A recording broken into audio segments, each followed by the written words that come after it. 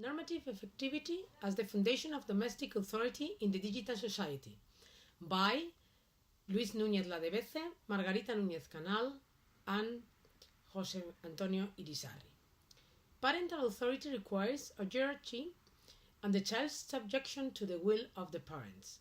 The Civil Code denominates this subordination following the terminology of the legacy of Roman law, Patria Potestas. Article 154 of the Code conceives it as a set of obligations and duties of the parents toward their children, to take care of them, to watch over them, to keep them in their company and to feed them, all of which is for the purpose of preparation for autonomous adult life. When a child is born, he cannot recognize any authority because his conscience is not yet formed. His life depends on how his parents apply their original power to help him survive.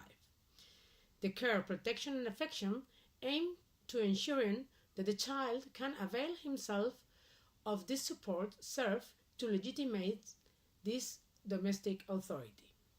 As potestas is reduced to authoritas, we question how parents can turn their duty of care into an obligation of obedience from children to an authority that only applies if that authority is acknowledged. That is a moral duty of respect.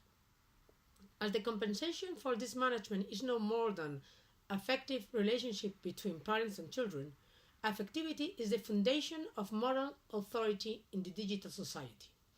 But differences in digital competence may be an increasingly important factor that could deteriorate effective cohesion, the only guarantee for the moral exercise of authority.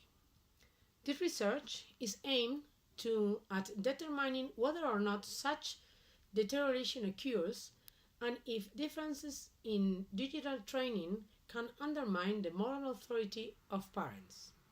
To this end, 5 panel of experts were asked about their perception as to whether or not the differences in digital knowledge undermines domestic authority. Experts agreed that the differences is not decisive, but it can be a factor that influences the acceptance of authority by the children. However, digital competences is so important at daily lives today of the children that it cannot be relegated to the backgrounds.